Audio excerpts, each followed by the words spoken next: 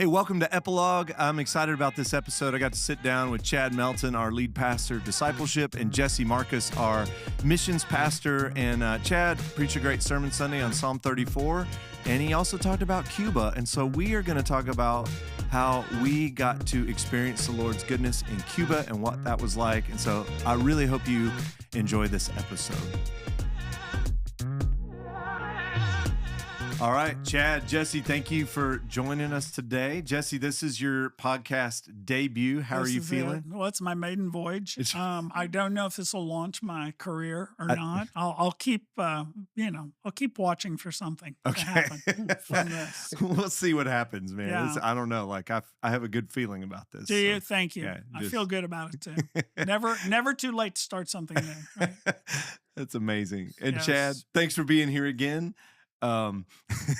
Yes, I'm excited about this. I know you Yes. are. I know. Mhm. Like Yeah. last time, I got made fun of. we razzed you a Mhm. little bit about your lack of a little bit. Yeah. Okay. So I know you're a little nervous about coming on again, but we're glad you're here. And great sermon on Sunday about Psalm 34. We focused in on verse 8. Oh, taste and see that the Lord is good.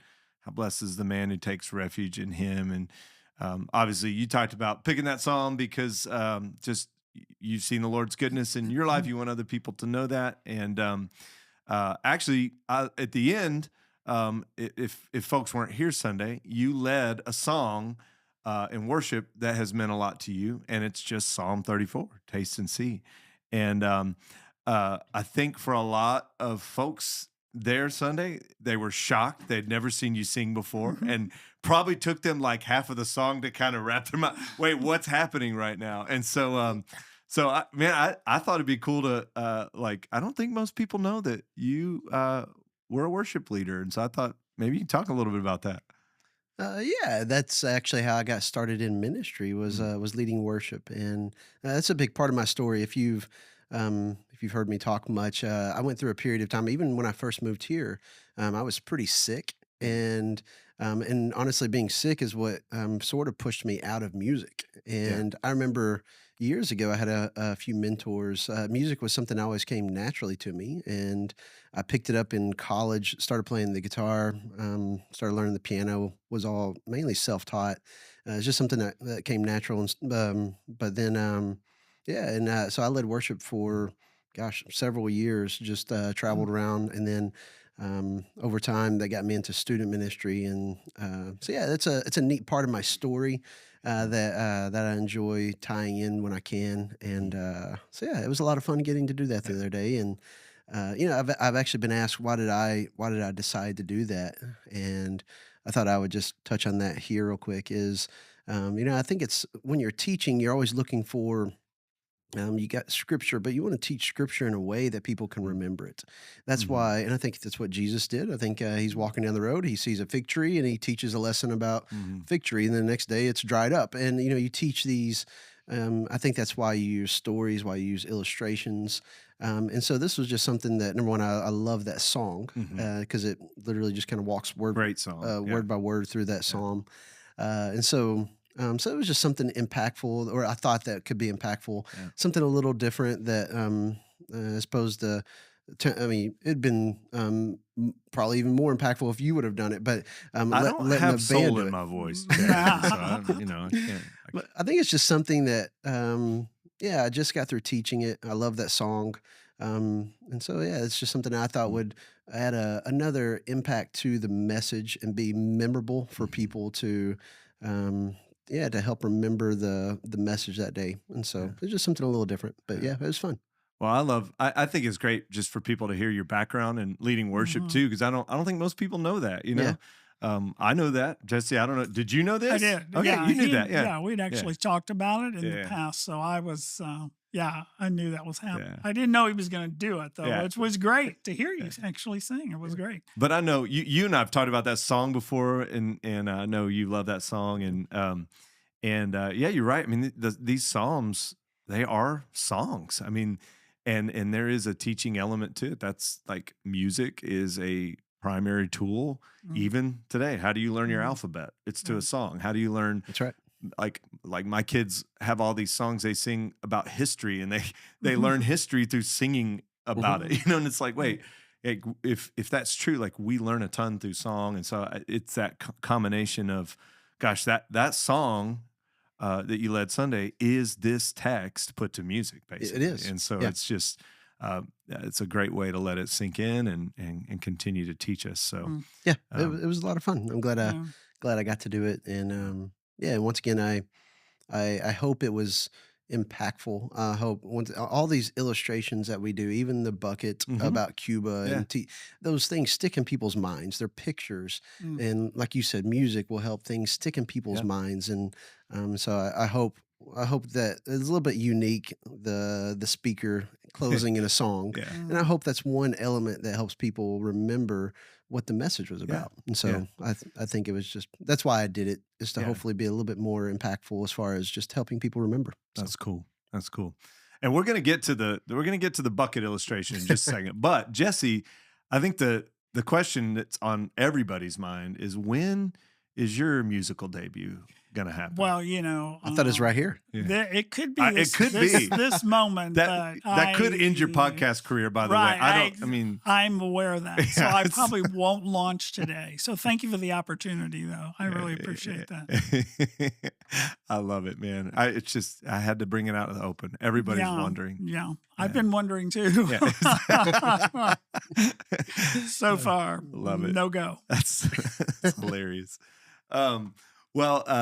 So if you're watching and you're wondering why I have both of these guys on there, you heard Chad's illustration about the filter of hope in Cuba, and the three of us actually took that trip together. And so, I thought it'd be really cool just for the three of us to talk about our experience in Cuba, helping people as we're trying to meet physical needs and spiritual needs of bringing the gospel in. And I feel like that trip, your illustration was like they had to see me taste it, right? And so I tasted and saw that the water was good, and they saw it, and so they're willing to use it too. And what a great illustration that is. And so we felt that firsthand, and then got to see people taste and see that the Lord is good. What was the number? You said how many people trusted? It was 14 people trusted Christ. And so they tasted and saw that the Lord was good, and the water was good. And so just these beautiful physical and spiritual needs being met there. But I think the three of us also tasted and saw that the Lord is good, and he's doing something good in Cuba. And so I thought it'd be fun just to talk about that a little bit. And so Jesse, how did this come to be? Suddenly we're on a plane to Cuba. Back in February, we tried to go. In January, actually. January. Sorry, it was my birthday. Yeah, January. We got grounded in because of an ice storm. But how did we end up on a plane, the three of us, going to Cuba? How did you even get us involved? Well, for those who are listening and maybe don't know this about my background, I was with Cru for many years, Campus Crusade for Christ. Cru has been partnering with Filter of Hope for quite some time now. And that's how I became aware of who they are. I knew many people who went. And so I began thinking about the potential of what if we did something with that. My former boss, he and I had been talking about the potential of doing something. So that's how it came about, that I said, well, Jamey, let's go, let's take a look and see how could we be a part of this? Is this something Faith Bible could jump in on? And so I'm well aware of the organization. Bart Smelly, who is that's an unfortunate last name, I realize. But Bart, if you're listening, we're sorry. Bart, we like you, but bro, come on. Anyway, so he's just a great guy. I've gotten to know him over time, and we got to be with him for that time in Cuba together. So I think it's a great organization, and I'm excited about how God's using them. The organization's been going now for over 10 years. They're in somewhere in the neighborhood of 85 countries, taking clean water and the gospel to all these locations where they're very difficult. So it's been a great tool. Yeah, it's pretty. I mean, it's pretty cool how that all came about. I mean, and it's like, I think after the three of us got back, I don't know about you guys, but like, I feel like the question is like, how'd you get into Cuba? You know, Yeah, it's like, yeah. do they let Americans in? And, you know, and Mhm. they do for, if you're going to help Yeah. and so, Mhm. but Yeah. what would, I don't know, like, Chad, talk about like, we landed and then we walk out of the airport. What was your first impression? It, I've heard this before I went, but it really does feel like you're stuck in the, I don't know, 60s. Yeah. And I mean, many of the cars you see are really old. It's a little bit sad to me because the country is really awesome, Yeah. and but you can tell it hasn't been updated. Mhm. Outside of maybe some of the government buildings, it looks like it really is stuck in the 60s, and so it's but no, yeah, you step out of the airport, you see all these old cars, these 50s and 60s Chevys, and it's really cool. And but Yeah. then you start driving around and the buildings, they've not been kept up, they've not Mhm. been, and so it's a neat country, but you can also tell it's run down Yeah. and it hasn't been taken care of in a long time. And so but yeah, that's your first impression, is Yeah. feels like they're stuck in the 50s and 60s. Yeah, totally. I mean, it's like you went back in time on that airplane, like, you know, Back to the Future, and you're just walking around. I just remember like pulling out my phone, just going, what are like these cars, and just taking pictures, and it's just Mhm. crazy. It really is like mind blowing, just like any picture you've ever seen. If you've Right. read news articles on Cuba or whatever, it's crazy. But yeah, and then you get in, yeah, and you see the buildings run down. I think what struck me is like we're seeing these old cars, we're seeing these rundown buildings, but we're in a van talking to the team there, like people who are on the ground doing ministry, and nothing run down about that, man. They're Mhm. on fire. They're ready to go.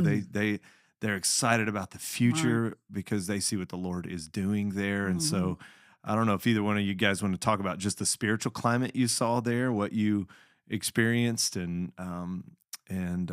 yeah, just what God's doing there. Mhm. So, because I think it's incredible, but Yeah, I mean, I think, I had heard and talked to friends who had gone, and mhm, that was the number one thing that I kept hearing is the Lord's doing a unique work right now yeah, there. And yeah, and so it was pretty amazing that in 3 days we saw 14 people come to Christ. But yeah, and the thing about Filter of Hope, which I think struck all of us, is their model is you connect with a local church in the community. hmm, These people are not going to be left just high and dry. yeah, They have a local church now they are connected to. You actually have someone from the church yeah, in your team there sharing the gospel with you, yeah, and the local can meet this local pastor or person from the church, and it's fantastic. And yeah. so it is and for us to even hear from other pastors of how God has used the Filter to grow their church was mind-boggling to me as well. Mm, And so it brings credibility for them. And I mean, again, talk about meeting a physical need. It's incredible, yeah. and it's a simple tool, but yet, and the thing is, the filter. I get asked Sunday, how long does that filter last? Well, the filter lasts 10 years. At least, I mean, At That they least, as know of. far as Yeah. we know of, yeah. correct. And if they clean it, backwash it every day, Which I did on Sunday, just so you yeah, know. you did a I great job. I did clean it after the service, just Glad That's you so did you great. that. Thank you. So yeah, so it's very much a tool that really lasts and helps the family out tremendously. Yeah. And what was crazy, I mean, y'all remember this, but that first day, it was kind of like chaotic walking down the street because we had like a couple of houses that we were assigned to go, and they knew we were coming. We were bringing the filter in, but y'all remember this as we're walking down the street. People are coming out of their home like, "Hey, like." And they're not Mhm. speaking English, but they're speaking with their Yeah, translator. When are you sure. coming to my house? Like, what? When do I get a filter? Like, when are you coming? And and Mhm. they know what we're doing there, and they really want to filter because it's a huge need, Mhm.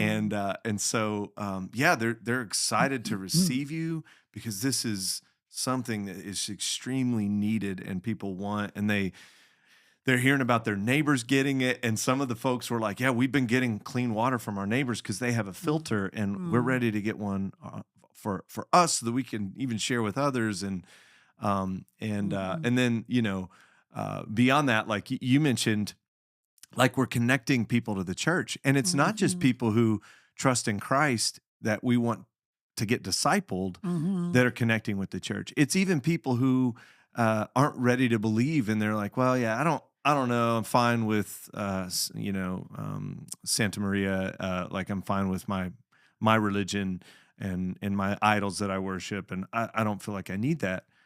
But I'm interested in like maybe going to church and finding out the more. community. Yeah. Yeah. So it's like, it's just that connection with the local church. Even if people don't trust Christ, they're really interested in the church and like what's happening there. And people are finding community and they're offering hope to my neighborhood. And so, gosh, all these really cool connections. So, Right.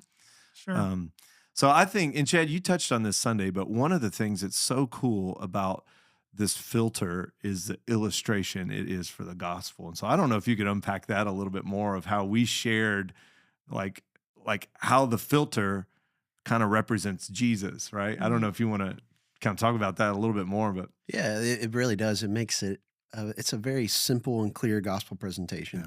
And because it is, even as I was talking earlier about when Jesus was teaching, you're looking for ways. I think that's why he did miracles. Number one, to show that he is God, but number two, to meet felt needs. The people had needs, and Jesus was going to meet those needs. And I think that's why the water filter is such an impactful thing, because they need that. They need clean water. So we're there. But yeah, when you're doing the filter, you get the dirty water. Obviously, that's a very clear presentation of just the sin. And we would explain to people, this is what separates you from God is the sin. And there had to be something that cleansed us from that. So, because God is holy. Of course, we're doing all this through a translator. So they probably, anything we left out, I hope they cleaned it up totally. Yeah, I mean, they probably said something totally different than we did, but they're like, we got this. But yeah, it's just a very simple presentation of the gospel, and to see the filter clean that stuff out. And that's what, when Christ died for us, paid for our sins. And I loved, I mentioned this on Sunday, the last lady that looked at us is like, how much does this cost? Yeah. And so, but that's something we did every time, that, hey, this filter is free. It's been paid for. Well, that's obviously, once again, a clear representation of the gospel that I don't owe anything for. There's nothing I can do to work here. It's a gift.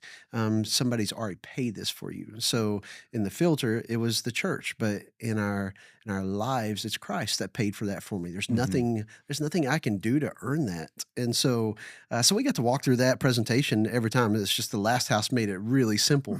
But going each time and saying, hey, you don't have to do anything for this. You don't have to show up to church in the community to do this. It's free. It's given to you because we care about you and we want you to have clean water. But let me tell you something about, I think we use John 4 a lot as far as the woman at the well.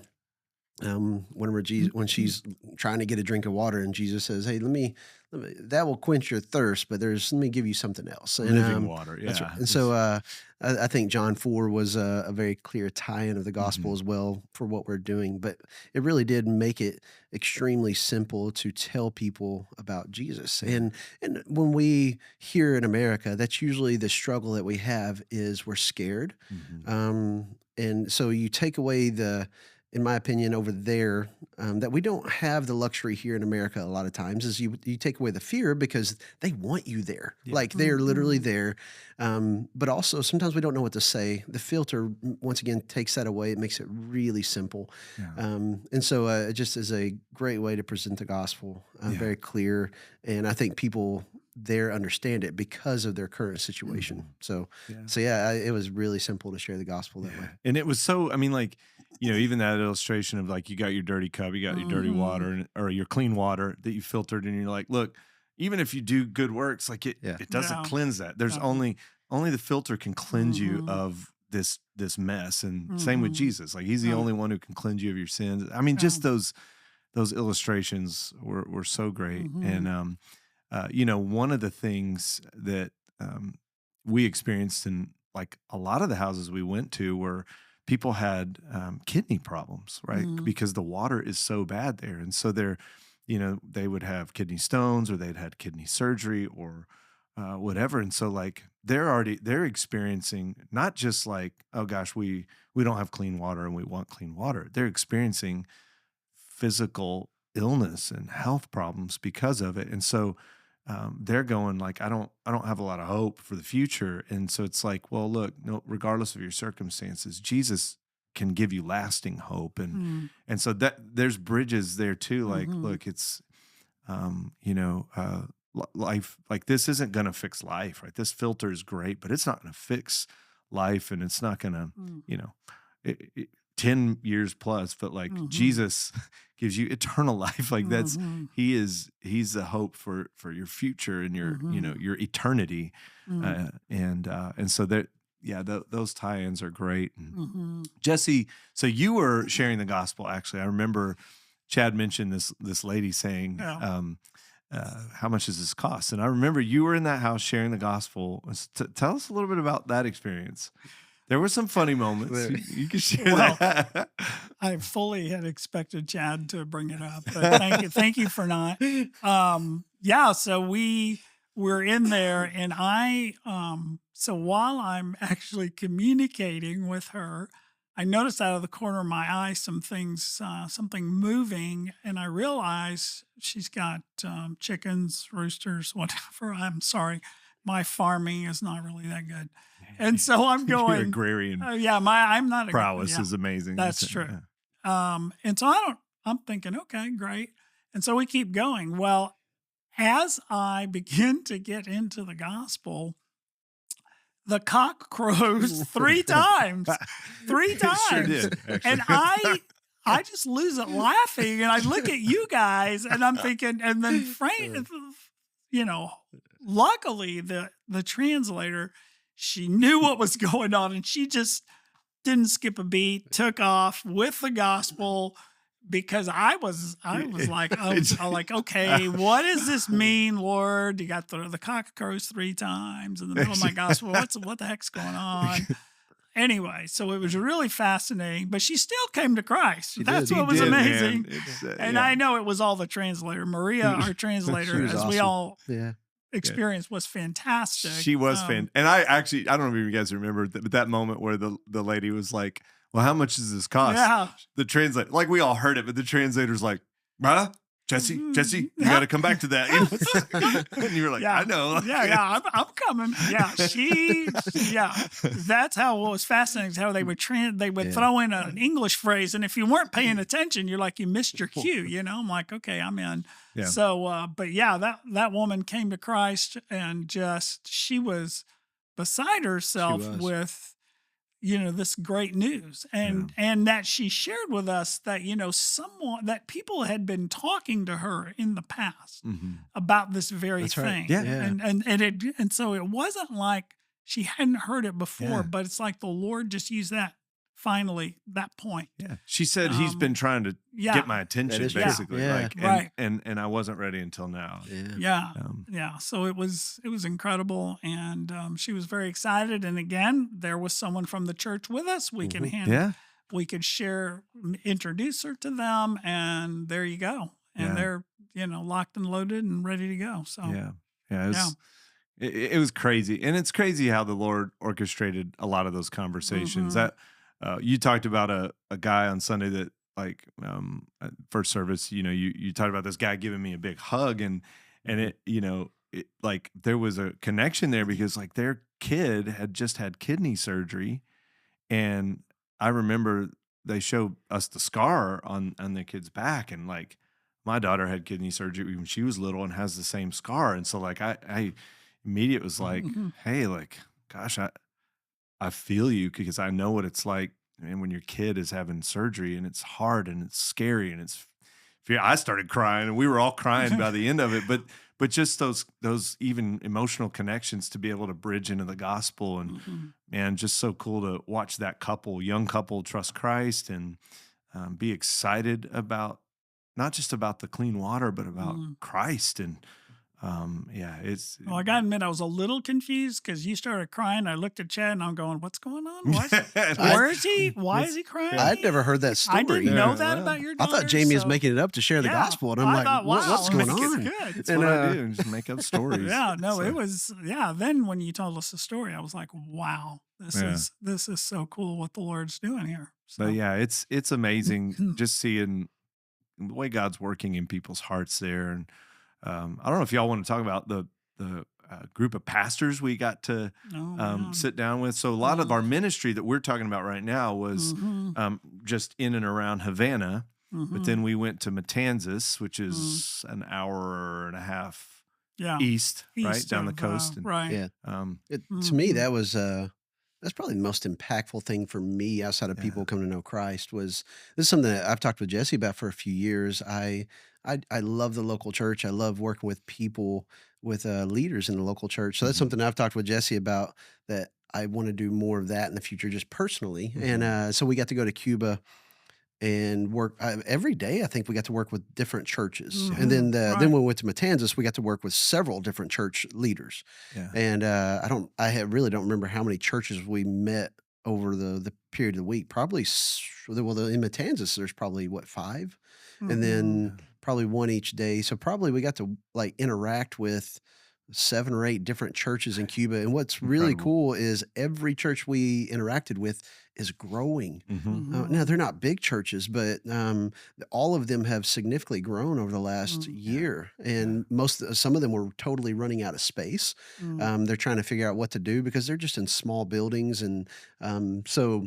Yeah, as one of y'all mentioned earlier, to see what God is doing over there right now is just incredible, and I hmm think it has a lot to do with their strategy of bringing someone with the mm-hmm. team that's presenting water. Once again, they get connected right away, and they get connected to someone to that church. And so, Mm, yeah, yeah, that was my favorite part of the trip, was getting mm, to hear and interact with the pastors, to hear what's happening in the yeah, local church in each community.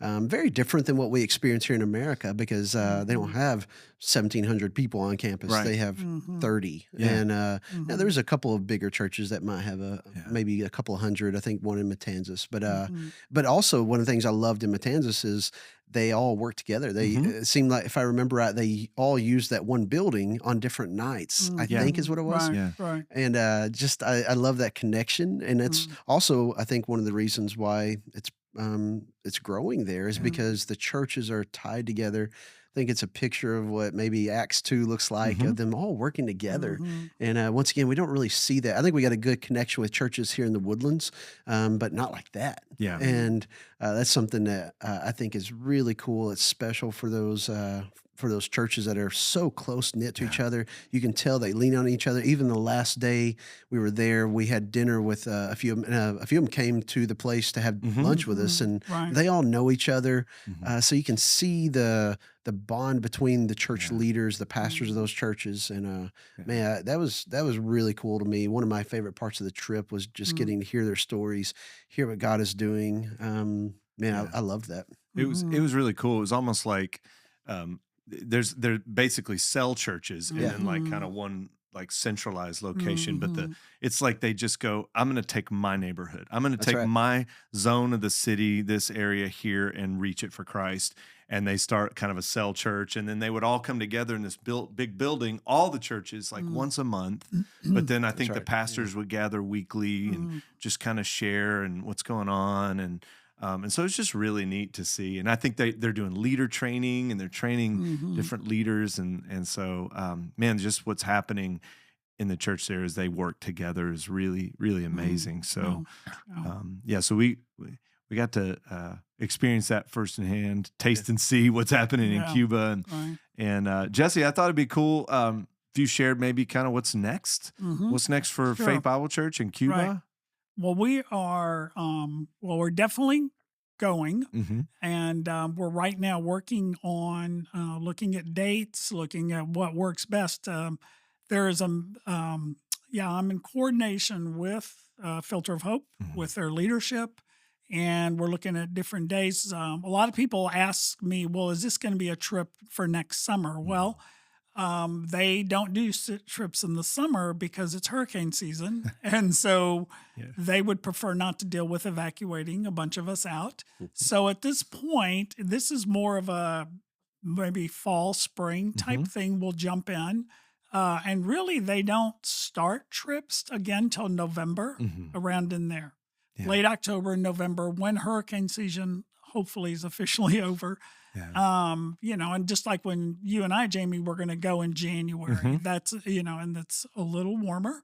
And so you can go then. But anyway, so we're looking at some dates right now. And as soon as I get those, I will put those out. And so we can begin to take teams and go in. And I don't know if you want to talk about at all what we're doing with one of the local churches there, but like we're trying to kind of develop a relationship with them. And the pastor, one of the pastors who kind of has the major, like has a bunch of cell churches and things, one of his kind of up and coming guys, he's kind of pointed us toward him. We came alongside him with some folks in the church here at Faith Bible to help him basically purchase the property, and so where he has his church, and so his church can now, settle in and continue to go. We're going to probably be working, obviously, with him doing things, and so we're excited about where that's going to go, and come alongside him as a young guy who we were at his house, and young family, and so this is going to be fun to come alongside him. He's also working on his seminary degree as well, as most of these pastors were, which was exciting. It's exciting. I mean, it's fun to kind of put names and faces and locations and buildings to what could be the future of our involvement in Cuba. And so it was a fun vision trip, and good to just be there. Actually, I think before we end our podcast today, but probably a lot of people who are hearing this are going like, well, A, is it safe? And probably second is, how's the food?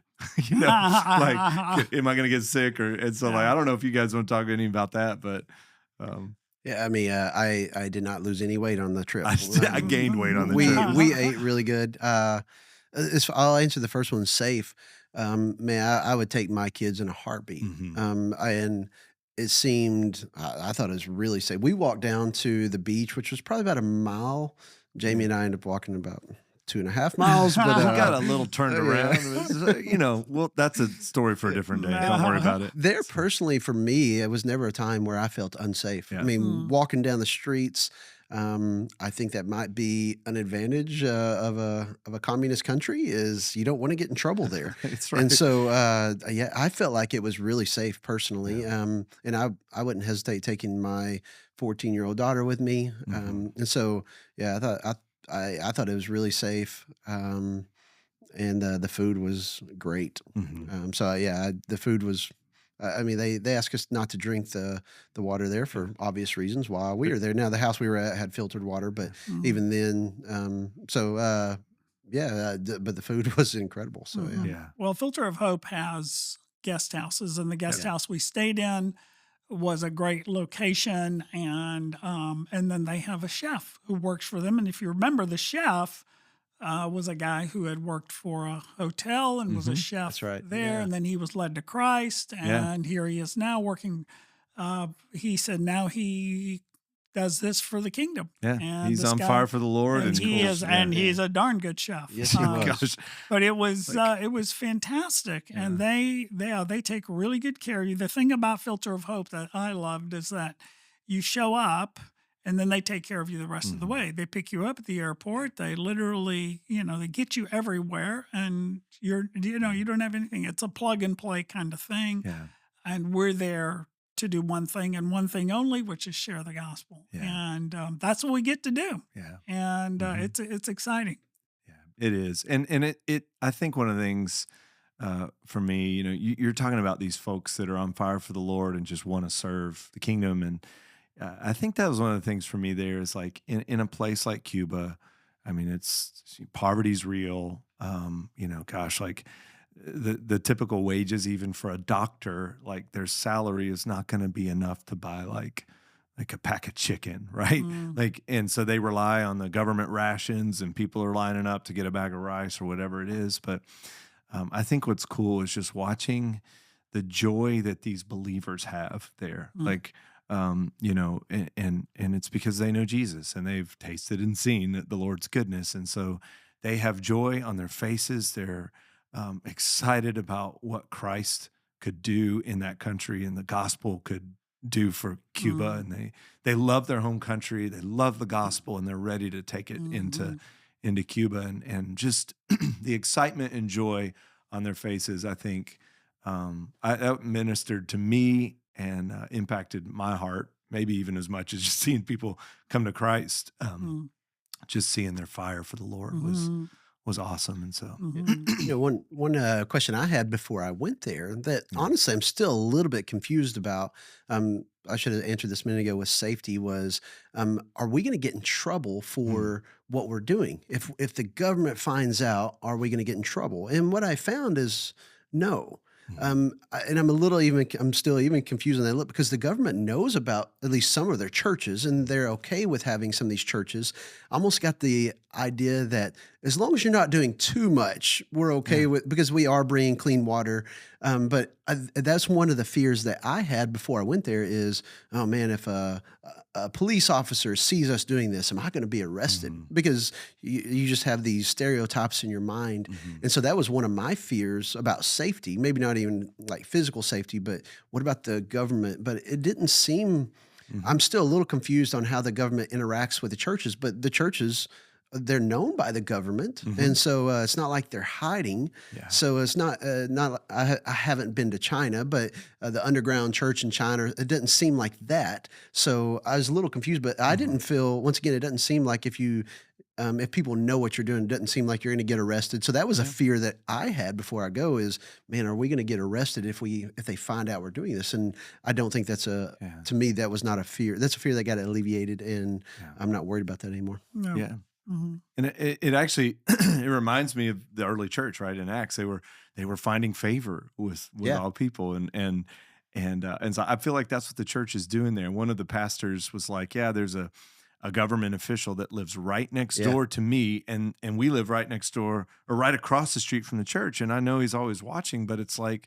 But he also sees the good we're doing, and that two of the pastors. One of them was an ex-police officer, and one of them was an ex-government official, or did something in the government. These are believers, and and so they kind of know how it works, and and so it's like I feel like just because they're doing good for the Cuban people, it's like the government goes, hey, keep doing what you're doing, it's helping, so I'm glad you brought that up, like, because I don't know what y'all's perspective of that was, but I'm still a little confused on their interaction with the government, but it seems like it's, like you said, it actually seems positive. So, because there's a Baptist seminary there that's operational. Right.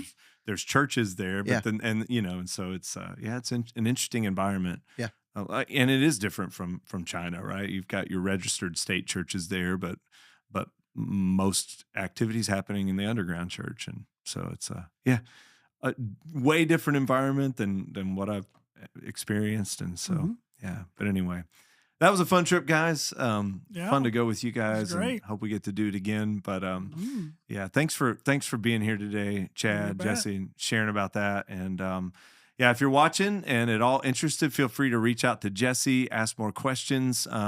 We're looking forward to what God might have for that trip, and hope you enjoyed this podcast. A little different than normal, just talking about one of our mission opportunities. And so, Jesse's the man if you have more questions. So thanks for joining us.